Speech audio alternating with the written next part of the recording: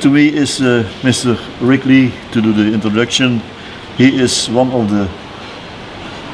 the first ones who started up 10 years after. Correct. Can you tell us about the two new guys? There are two new guys who are replacing the old ones. Yeah. When Leo Lyons and Joe Gooch decided to go and do their own thing, we needed. I said to Chick, "Are we going to carry on?" And he said, "Yeah, why not? You know, we have the name, so we'll do it." And the first call was Colin Hodgkinson, because he's the bass player. He's also Colin's famous one. Colin's worked with everybody. And he was always going to be my first call, and luckily I caught him at the right time. He was in between jobs, and he said, "Yeah, I'd love to give it a go." So we got together with another friend of ours, a guy called Gary.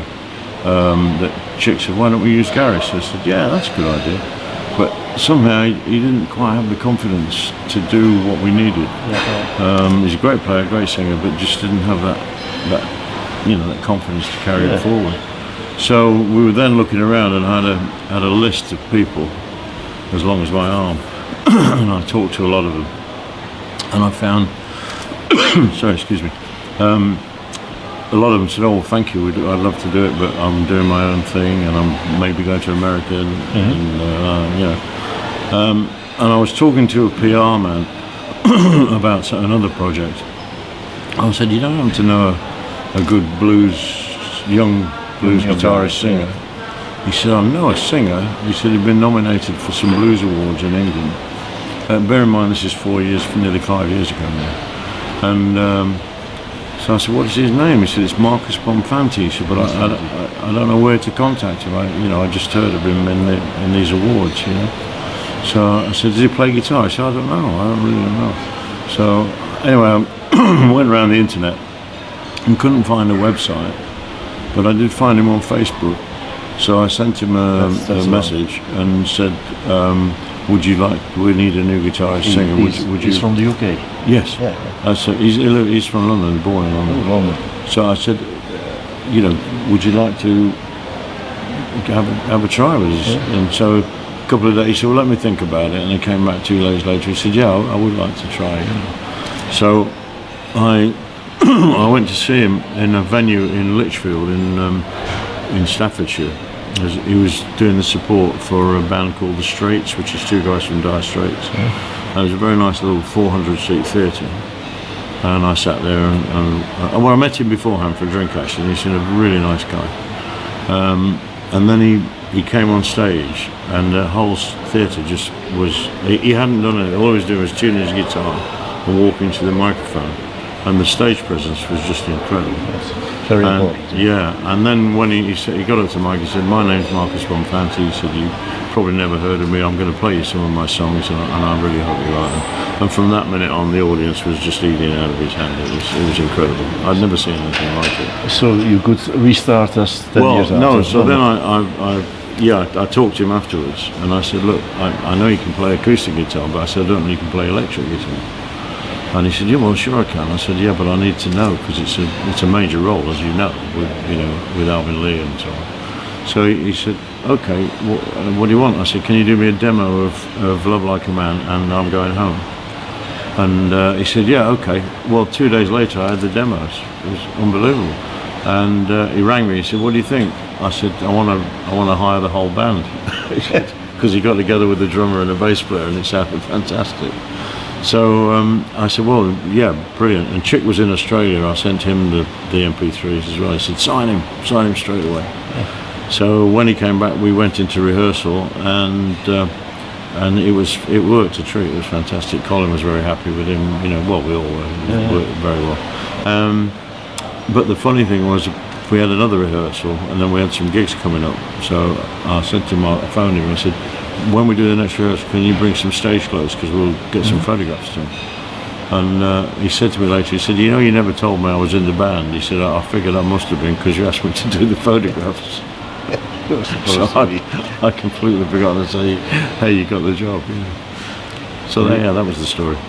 Like you told, it's not 10 years ago, but it's almost 50 years ago. It is 50 years. It's It was 50th 50th anniversary last year for You are us. doing And the Woodstock 50, is yeah. 50 in 2019. Yeah. You named Woodstock. Was that your biggest festival that you ever did? No, it wasn't. I don't think it's been the biggest. I think we've done bigger ones, but it was the first major festival I think that a lot of people did. Although there was one a couple of months before, in a lot of the acts played there in Seattle, with about 50,000 people. But it was a 3-day festival with a very similar lineup. No, Woodstock was exactly what it said on the tin, as it were. You know, it was love and peace, and music. But after that, the following year, the Isle of Wight festival was not good. Right, You know, yeah, also a big one. Yeah, but it was not a patch on Woodstock. It got very nasty, and the money men had moved in, you know, and everything changed. Woodstock was definitely a one-off. Does 10 years after can live forever? Well, as long as Chick and I live, I guess. I know it's a difficult question, but there must become a time that you say, for me, it's enough, or we should Well, I stop said with it. we discussed that, you know, 5 years ago, and Chick said, well, no, you know, we do all right, we make a good living out of it, we enjoy doing it, why don't we carry on doing it? So, Yeah. and I think that's, touch wood, that's still the same attitude. Yeah. You know. If you could do over again, would you do it another way? Different or way. Different way, or things No, different? not really. People say to me, do I have any regrets? And I only have one. Yes. And that's that when I first started to learn drums, or when I started playing drums, my mother knew a drummer in Mansfield when I was born, and we went to see him, and he said, go and learn piano for a year, then I'll teach you drums. And that's my big regret, that I didn't do You that. didn't do that? No. No. I'm still struggling to play piano now, but I wish I'd done that. And that's the only regret I have. You know, and I've had divorces and all sorts. Like you said, there is a new album Yeah. because of the 50 years. The title is a rather strange title. The Sting in the Tail, T-A-L-E, which is the story. So, But is there something behind? yeah, or well, it came from who Chick's. gave it the title? It was Yeah, Chick saw an interview with Leo on the internet, and somebody said to him, "Why are you no longer with 10 Years After?" And Leo said, "Well, the problem was, it became like, you know, there was me and Joe, and there was Chick and Rick, and it became like the tail was wagging the dog. In other words, he and Joe were the dog, and we were the tail, but we were calling the shots, which was not very pleasant, really. So." When it came to the album title, we were talking. I said, "Listen, guys, we were travelling somewhere." I said, "I've got to have a title because the agency wants to do pre-promotion, da da da da, you know." And Colin straight away said, "Well, it's obvious, Sting in the Tail," but he was meaning T-A-I-L. T-A-L-S. So when Marcus said, "Well, I'm not so sure. I don't know," and then he came back to me and he said, "I phoned him. I said, look, we've got to make a decision today." They said, "All right, we'll go with Sting in the Tail." So when he wrote to me, he spelt it T-A-L-E because he wasn't aware of the other tail, as it were, you know. And so we thought, hey, that's a good idea, you know. And so the album actually is a lot of stories of all of us. You know, we wrote it all together. Some of it was of my current divorce. Some are from Colin about his father was a railway man, worked on the railways. So Iron Horse is about the railways, you know. So I read somewhere that most of the songs were from Bonfanti, but that's not true. No. Oh, What we did was Marcus was he was the producer, I think. Marcus produced it. Yeah. that's- He spent a lot maybe of time. they He mixed spent a lot that, of time putting it together. Yeah, no. But Marcus really was like the hub. So I would go and write with Marcus. Colin would write. And then you Chick put would your write. Because ideas Marcus in. is really good with the chords. Yeah. And also he's got to sing the songs, so he's got to put them in keys that he can handle. You know? And the lyrics have got to make sense, obviously, otherwise he's not going to be comfortable singing them. And but it was a fantastic experience. We really enjoyed it. And then what we did was once we had the 10, well, we had about 14 songs actually. We got together. Marcus had a little studio in London, and we rehearsed them and changed them around, and you know. And I said at the beginning, I said, "How are we going to do this? We're going to split this." And Marcus said, "No, we'll do it 4 ways because we're all going to be involved in putting it together." Was the And album? it works really well. That way. Was the album a different one when you compare it with the other albums? What we tried to do with this one, we'd put a live album out before, just to let people know that Colin and Marcus were in the band, really. This album was an attempt to write radio-friendly songs. You know, and they're much, much shorter than most 10 Years After material. And it worked, but radio doesn't want to know when you get to our age. You know, not major radio, because they're all into you know. You're a long time in business, in the music business. Do you have also favorite bands or performers that you God, like a little bit more than others? Well, I mean, my influences come from the jazz era, you know, so like Buddy Rich, Art Blakey, Joe Morello, all those people. But no, I mean, I really like Nickelback. I went to see them. Nickelback. Yeah, they're great, and their drummer is superb. I'm trying to think of some other bands I've seen recently. Young bands, young. Yeah, I was listening to a couple of. I can't remember the names. I'm sorry, but yes, I do. When you remember them, just. And also my kids. My daughter's 27 now. My son's 24, and I hear what they hear as well. So that's a great thing. They both have very eclectic tastes, which is great. Do you still have open items on your to-do list, on your bucket list? Like I call it always. Yeah, bucket list. Yeah. Things that you surely want to do. Well, I've just moved house, and opposite me is a well, they're jokingly called mountains, but it's a hill, a big hill. Yeah. I'm going to climb that. That's one thing I have to do. It's not. You don't need crampons and all that. No, you can walk up it, but it's something that's there to be done. You know, so that has to be done. I'm learning. As I said to you, I'm studying for doing my grade 1 jazz piano. Grade 1. Grade 2. No, I'm doing grade 2. And I'm also learning guitar as well. So the piano, that's. No, I'm doing piano and guitar. Yeah. And it's to keep the fingers going and to keep the brain going, you know. Mr. Hodgkinson. Mr. Hodgkinson, how are you? Do you want to join in? Have one? He'll be back in a minute. He's going for a cigarette. I had a few questions for the newcomers, but yeah, sure. He's one of them. He'll answer, I'm sure. The show tonight.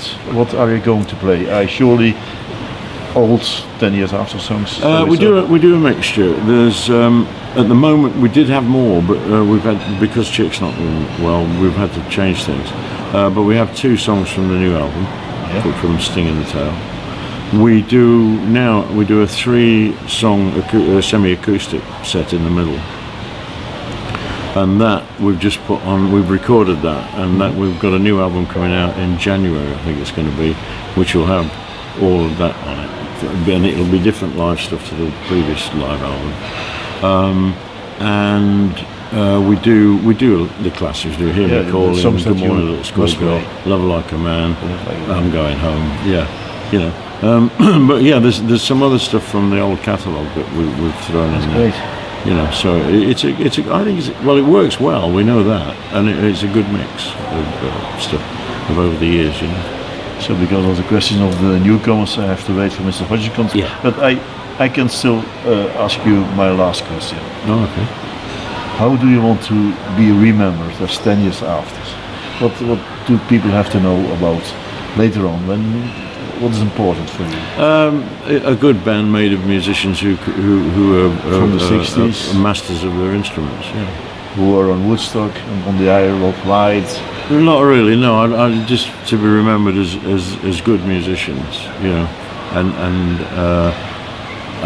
playing music that people enjoy to hear. Okay. Anyway, these were my questions. I don't know if we have to wait for Mrs. Hodgkinson. I'll tell him. And Marcus will be down.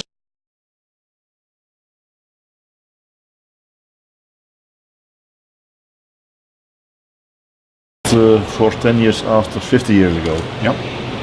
And then on a certain moment you were asked to Joy to come in the band. Yes.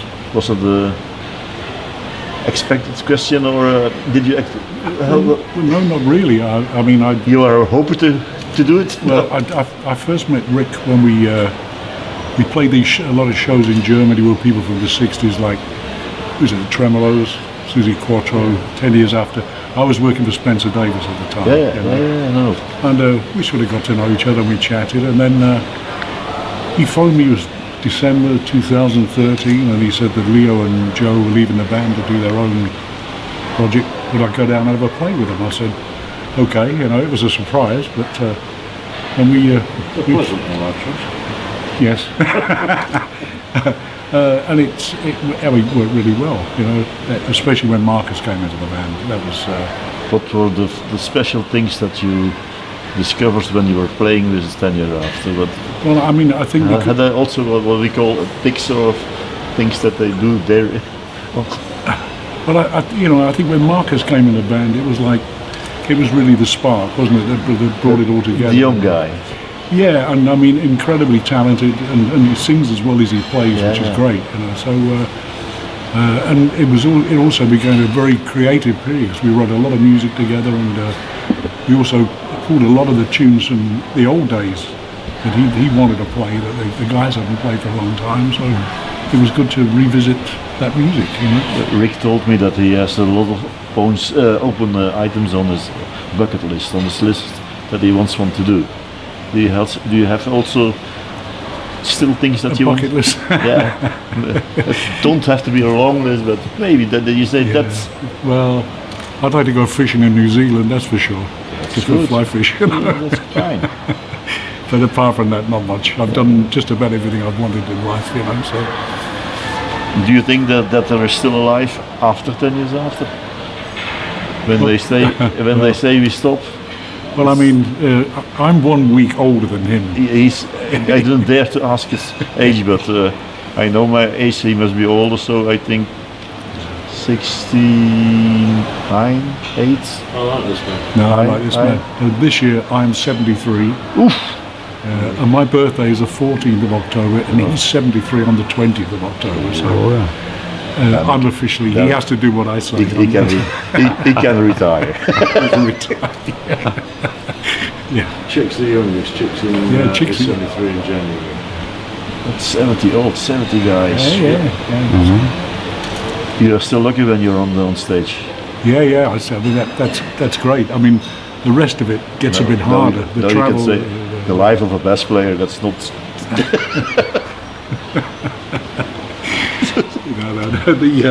The rest of it gets a bit harder. The travel and stuff is. It's not much fun anymore because the way security is and how long you hang out in airports and stuff. But it's part of the job, so you do it. But that's the only slightly downside. But the bit on stage is great. You can do your thing. You can have a lot of fun. Yeah, do dance around and Nice thing is, well, is that we now get to meet people because we go out and sign autographs after the show. And in the happening days, that you didn't do that, in the good old days. Yeah, but it's nice now to meet the people, and a lot of them bring their children with them, which is great. You stay during the festival to see other ones? It depends. Sometimes, yeah. Mostly the Friday is a short program, but Saturday and Sunday it starts at 1 o'clock, I think. All bands. One band, the band Catfish. The name rings a bell, yeah. UK band. Yeah. Father and a son, Nathalon and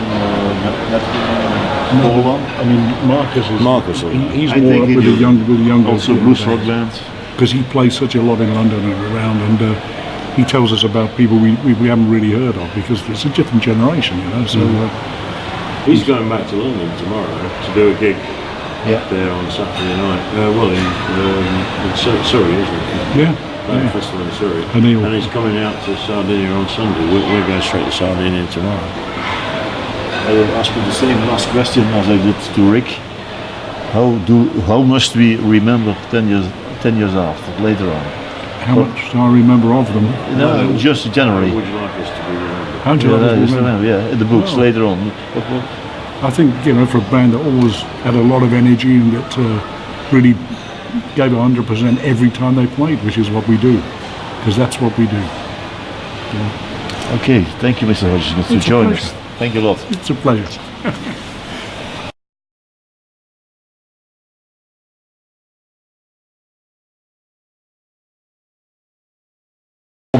On my left, Marcus Bonfanti, one of the new guys from 10 Years After. You are the singer-songwriter and the guitarist. Yeah. But you were also the producer of the last album. Yeah. Can you tell us something, your feelings about the album? Was it a different album when you compared with the older albums? I suppose, yeah, there was sort of like 30 years between them. So there's a lot of different things that go on. You know, the guys. I always sort of, I suppose I bring it back to the songwriting aspect of it. It was really interesting to write songs with Colin, Rick, and Chick because they'd done so much. They had a life that was very interesting. So when we were looking at material to write about, it wasn't normal stuff. It was stuff from people who lived and done some crazy stuff. A lot of hopefully that was reflected. A lot of true stories in it. Yeah, it's all from experience, and it was nice just tying it all together and writing with them. As far as the production went, I mean, it was cool. They sort of just gave me free rein to sort of do it as I felt, and then which was great to be trusted like that by these guys. You know, I'd only been in the band for a few years, so it was nice that they thought I could do a job like that. When you heard that you have to replace Alvin Lee, what was your reaction? I thought about it. I wasn't sure. I spoke to Rick a lot about it because I wanted to be sure he was what an Rick icon, wanted. Exactly. I mean, look, we all know you can't replace Alvin. No, that's the wrong word. When we ask somebody 10 years after, it's always Alvin Lee. Yeah. So when you That's said why I earlier asked about replacing him, that's not what you do.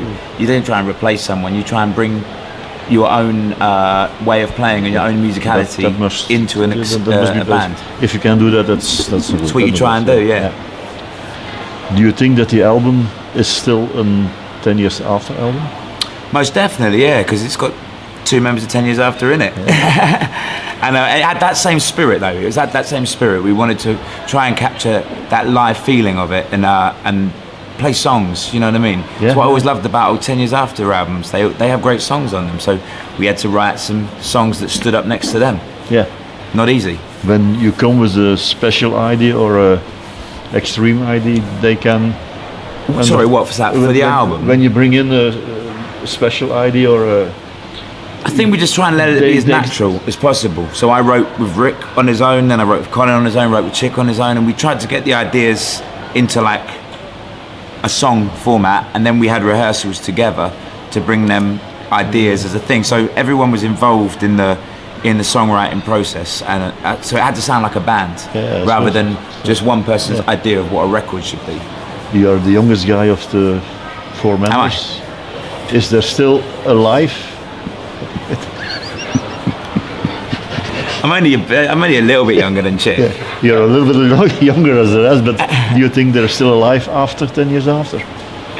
What, with this lineup now? Yeah. I hope so. I'm enjoying myself, and from what I see from the audiences and what you said about coming into a band that already exists, the main thing I was worried about is how people would perceive it, and all I've had from people after the shows has been some really nice and supportive words. So I think as long as the audience is still enjoying it and we're still enjoying it, I'll just do it till Rick says stop. I think when they see a young guy playing that way and singing that way, you can do everything. Well, thank you for calling me a young guy. I know how old they are, so they are a young guy. So, the way this were my questions, so I thank you to my pleasure. Join us for a few questions, and I hope that you have a good show tonight. Yeah, it's going to be fun. And that we will meet and that you will come back to Belgium as 10 years after. Yeah, it's the plan. More than one time. Thank you a lot, guys. Hey man, nice one. Thank you.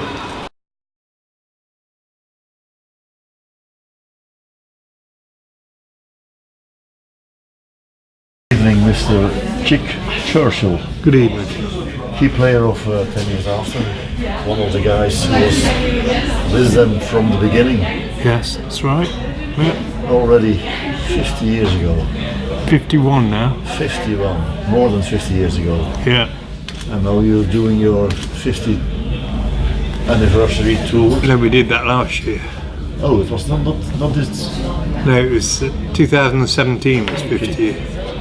Correction, they did their 50 anniversary. How does that feel looking back on all this decennia, this 51 years? Incredible, really. I never thought I'd be doing it at my age, which is quite old. Does that mean that you are doing your last years, or that they are sticking to? No, I don't think so, no. Why, instead of the crowds keep coming, I'll keep playing. They still want to hear the songs of the 10 years out. Yeah, yeah. Why do you think that the band was so famous, so popular? I guess one of the main reasons was Woodstock, yeah. Your colleague Rick, he told me not the same thing, but for him, Woodstock was also very important. The time of the hippies, the time of everything. Vietnam War. But you were there. Yeah. I think that's one of the highlights that you won't forget ever, no? No, I won't forget it.